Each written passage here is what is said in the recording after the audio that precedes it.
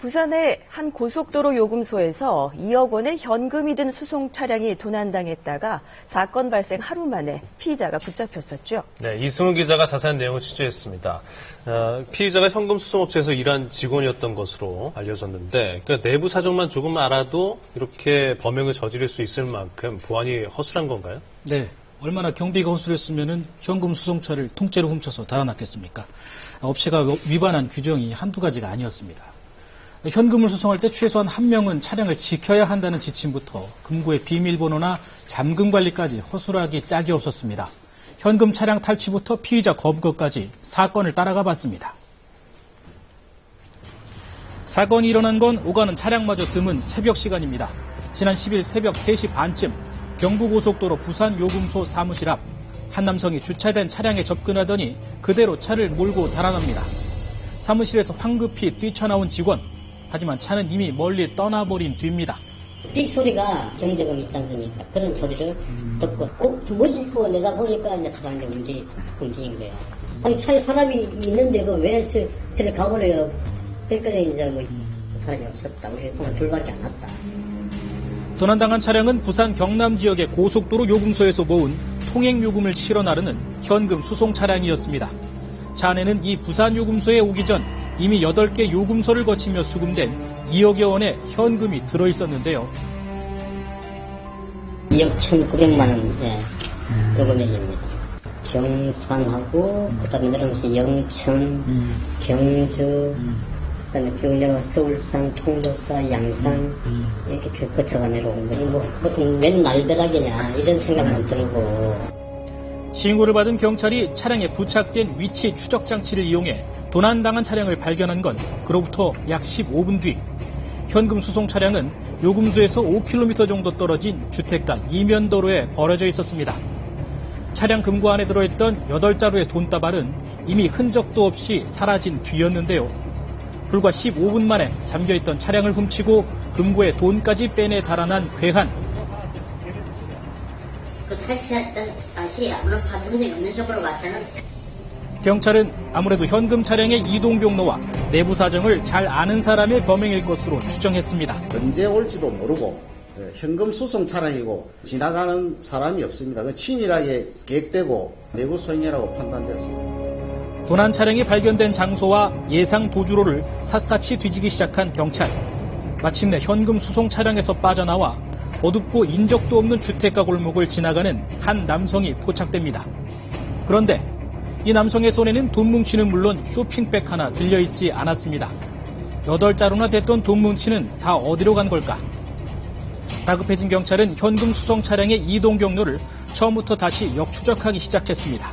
그런데 차량이 이동하는 중간에 1분 40초 정도 시동을 끈 흔적이 발견됩니다. 중간에 1분 40초가 시동을 끄고 정차한 지점이 있습니다.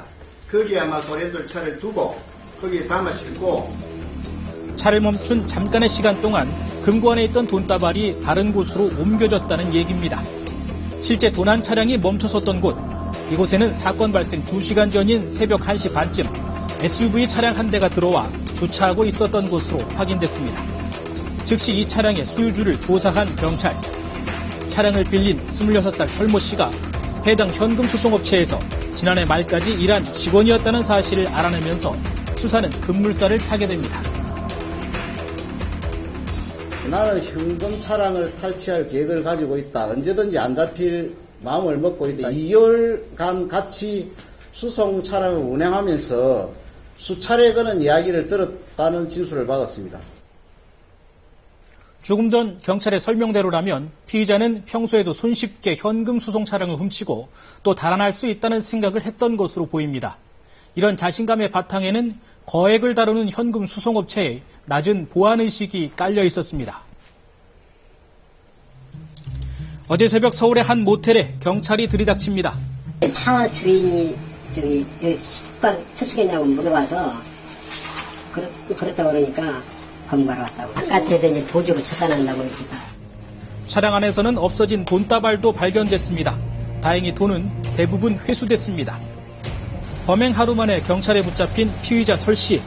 설 씨는 어떻게 그렇게 쉽게 현금 수송 차량을 털 수 있었을까? 회사할 때 가지고 나오면 옷을 가지고 나왔었는데 그 옷에 들어가 있었습니다. 사측에서는 그걸 몰랐던 것 같습니다.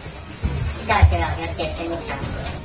6개월 동안 현금 수송 업무를 하면서 설 씨는 마음만 먹으면 언제든 돈을 훔칠 수 있겠다는 생각을 했다고 털어놨습니다.